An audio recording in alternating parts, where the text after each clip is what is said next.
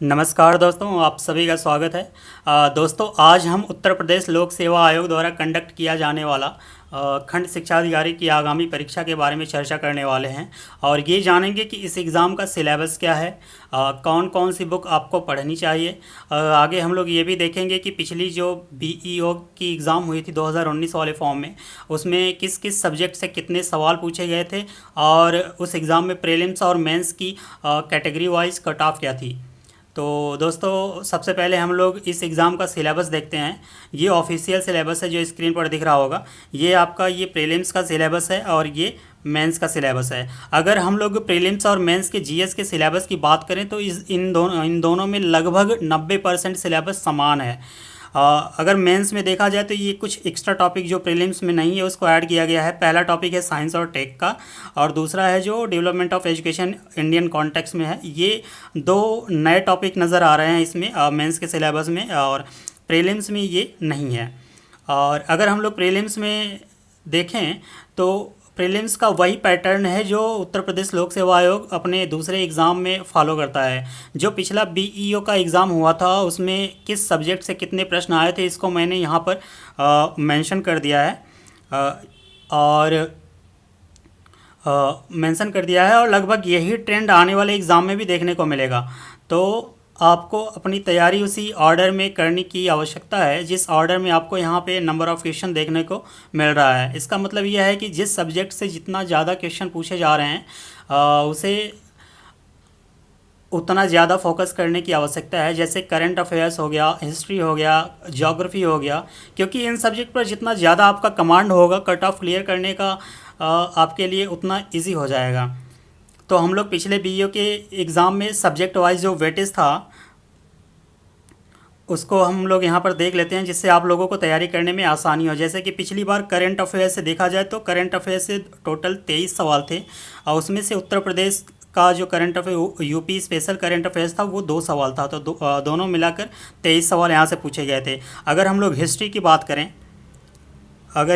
बात करें तो हिस्ट्री में जो एंशियंट मेडिवल और कल्चर का सवाल था उससे 12 सवाल आए थे। मॉडर्न हिस्ट्री और इंडियन नेशनल मूवमेंट से आपके 9 सवाल थे। तो दोनों मिला के आपका 21 सवाल आपका हिस्ट्री से आया था।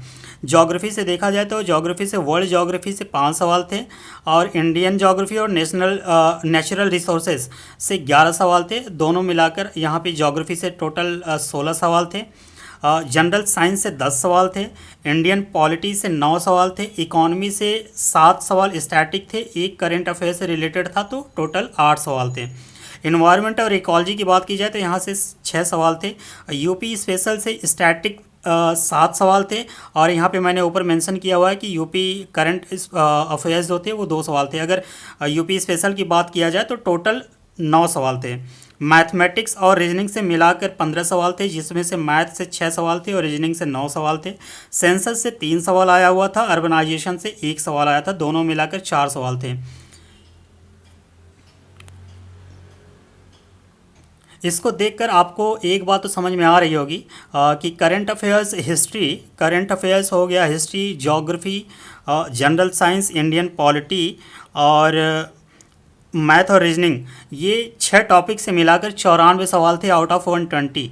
120 सवाल में 94 सवाल सिर्फ इन्हीं 6 टॉपिक से मिलाकर था, और जो कि कट ऑफ क्लियर करने से कहीं ज़्यादा है और आपको भी सबसे ज़्यादा इन्हीं सब्जेक्ट पर फोकस करने की आवश्यकता है।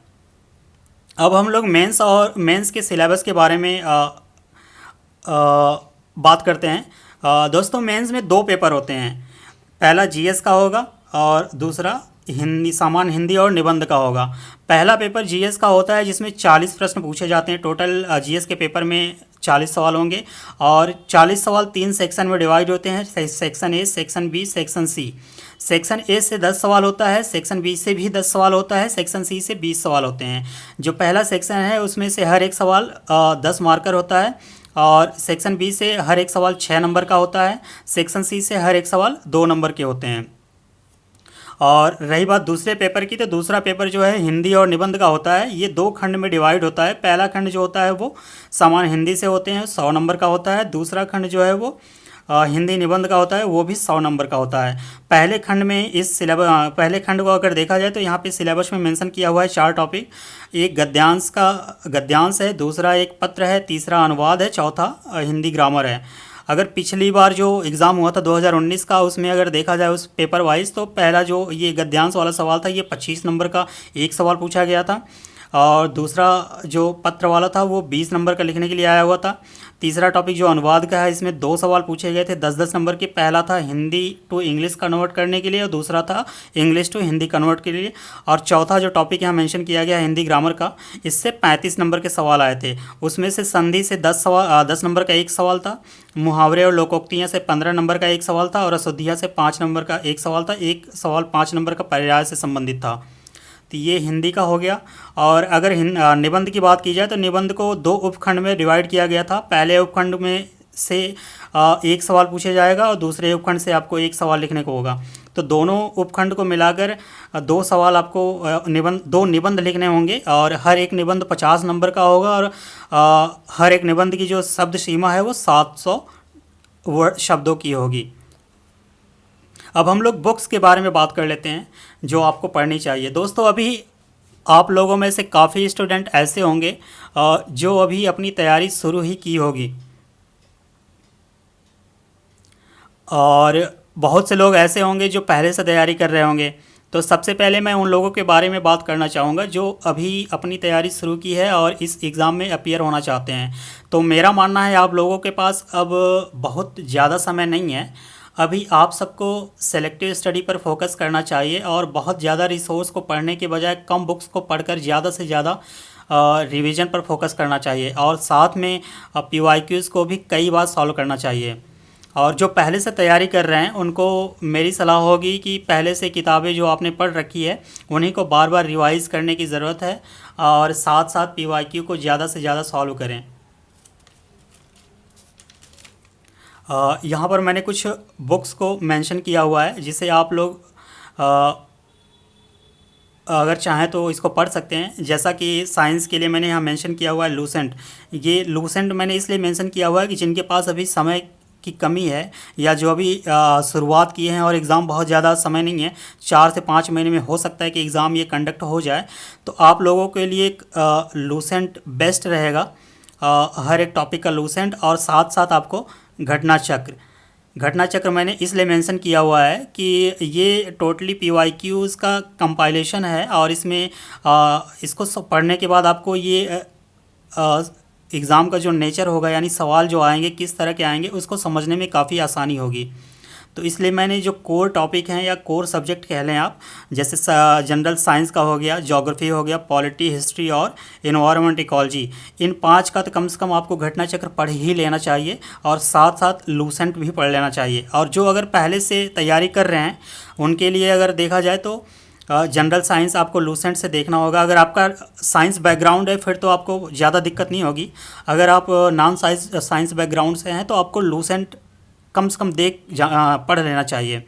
साथ में ज्योग्राफी आपको या तो NCERT 11वीं की NCERT पढ़नी चाहिए या लूसेंट, इनमें से कोई एक ही पढ़िए क्योंकि रिवीजन में आसानी होगा। और साथ में आपको घटना चक्र हर एक टॉपिक का देखना चाहिए। पॉलिटी के लिए आप लक्ष्मीकांत पढ़ सकते हैं, और जिनके पास अगर समय नहीं है तो वो लूसेंट को देख सकते हैं। हिस्ट्री के लिए यहाँ पे एंशिएंट और मेडिवल के लिए मैं रेकमेंड करूँगा आप लूसेंट पढ़ें, क्योंकि वो बहुत अच्छा दिया हुआ है उसमें। मॉडर्न और इंडियन नेशनल मूवमेंट के लिए आप स्पेक्ट्रम को देख सकते हैं। ये थोड़ा बल्कि बुक हो जाएगा क्योंकि काफ़ी मोटी है और इसको पढ़ने में थोड़ा समय भी लगेगा। अगर आपके पास समय है तो फिलहाल है तो आप स्पेक्ट्रम को पढ़ लीजिए, अगर आपके पास समय नहीं है तो आप लूसेंट को देख सकते हैं। साथ में घटना चक्र मस्ट है, क्योंकि इससे ही आपको पता चलेगा कि किस लेवल के सवाल आते हैं और कितने सवाल आते हैं। इन्वायरमेंट और इकोलॉजी का भी घटना चक्र है, बेस्ट है, मैंने इसको पढ़ा है और मैं समझ सकता हूँ कि कितनी अच्छी किताब है। रही बात यहाँ इकॉनमी की, तो इकॉनमी आप लूसेंट से पढ़ सकते हैं और काफ़ी सवाल इसके करंट अफेयर्स के भी होते हैं, तो करंट अफेयर्स में भी ये कवर हो जाएगा। यूपी स्पेशल की किताबें काफ़ी है मार्केट में, अगर आप चाहें तो कोई एक किताब को फॉलो कर सकते हैं, और अगर आपको थोड़ा बल्कि लगे तो मेरे पास नोट्स है, मैं आपको उसको प्रोवाइड कर दूँगा। और साथ में सेंसस और अर्बनाइजेशन, इसका बहुत ज़्यादा वेटेज तो नहीं है, लेकिन मार्केट में काफ़ी किताब है, कोई एक किताब जो आपको समझ में आए उससे आप फॉलो कर सकते हैं।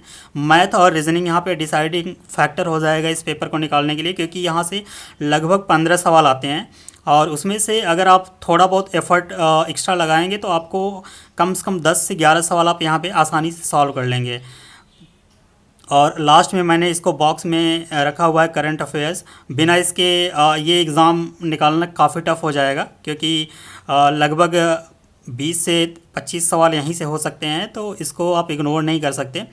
घटना चक्र, इसके लिए एक बुक आती है करंट अफेयर्स की, या तो आप वो फॉलो कर लें। अगर उस समय में अगर घटना सार की किताब आ गई तो ये भी अच्छी किताब है, आप इसे, इन दोनों में से कोई एक, ऐसा नहीं है कि आप दोनों को पढ़ेंगे, कोई एक सवाल आपको पढ़ना, कोई एक किताब आपको पढ़नी है इन दोनों में से। और हो सके तो आप PYQs मतलब करंट अफेयर्स के जो सवाल हैं उनको सॉल्व करें, काफ़ी ऑनलाइन आपको मटेरियल मिल जाएगा। और अंत में हम लोग दोस्तों ये देखते हैं कि जो पिछली बार जो एग्ज़ाम हुआ था उसकी जो कट ऑफ है वो कितनी गई थी। अगर हम लोग प्रीलिम्स की बात किया जाए तो 300 का एक पेपर होता है, ये 2 घंटे का पेपर होता है और ये 300 नंबर का होता है। 2 घंटे और 300 नंबर का होता है। इसका मतलब ये है कि और 120 सवाल होंगे, 120 क्वेश्चन होते हैं, तो हर एक जो प्रश्न होगा ये 2.5 नंबर का होगा। तो जो लास्ट टाइम का कट ऑफ गया था UR का, यानी अनरिजर्व कैटेगरी का, जनरल कह सकते हैं जिसे आप, उसका 137 गया था। UR का और फीमेल का 137 ही गया था। EWS का 152 नंबर चला गया था कट ऑफ। OBC का 165 गया हुआ था। SC का 123 और ST का 105 कट ऑफ गया था। और मेंस की अगर बात की जाए तो मेंस का जो 400 नंबर का ये पेपर होता है, और ये तो प्रीलिम्स हो गया, ये ऑब्जेक्टिव टाइप का होता है और ओनली क्वालिफाइंग होता है, इसका आपको रिजल्ट में कोई मार्क्स इसका जुड़ेगा नहीं। और मेंस का जो है ये यही मार्क्स आपका जुड़ता है। और इसका जो कट ऑफ गया हुआ था वो लास्ट टाइम जो अभी 2019 का जो पेपर हुआ था उसमें UR में ये हाईएस्ट मार्क्स है 239। जो लड़का टॉप किया था उसको 239 मार्क्स मिले थे। और UR का जो कट ऑफ गया था, जो लोवेस्ट इस कैटेगरी से बिलोंग करने वाले जो लोवेस्ट कट ऑफ थी वो 208 नंबर थी। उसी तरीके से EWS का अगर देखें तो 205 हाईएस्ट है, 198 लोवेस्ट। OBC का 208 हाईएस्ट है, 203 लोवेस्ट है। SC का 208 हाईएस्ट है, 187 लोवेस्ट है। ST की बात की जाए तो 180 हाईएस्ट गया हुआ था, 157 लोवेस्ट। और DFF यानी फ्रीडम फाइटर का है 214 हाईएस्ट गया हुआ था और 195 लोवेस्ट था। और भूतपूर्व सैनिक की बात की जाए तो 203 हाईएस्ट गया हुआ था, 181 लोवेस्ट कट ऑफ गया हुआ था। दिव्यांग यानी PH कैटेगरी के लोगों के लिए, O1 कैटेगरी में जो बिलोंग करते हैं उनके जो हाईएस्ट मार्क थे वो 204 थे। जो लोवेस्ट इस कैटेगरी से जो लोवेस्ट रैंक 188 पे क्लोज हो गई थी। OL कैटेगरी में 193 कट ऑफ हाईएस्ट गया था, 193 ही लोवेस्ट था, मतलब हम 1 या 2 सीट रही होगी, तो ये इसलिए ये इक्वल मार्क्स गया हुआ था। तो ये ओवरऑल आपका दोस्तों यही ओवरऑल आपको इसी के टॉपिक वाइज फोकस करना है।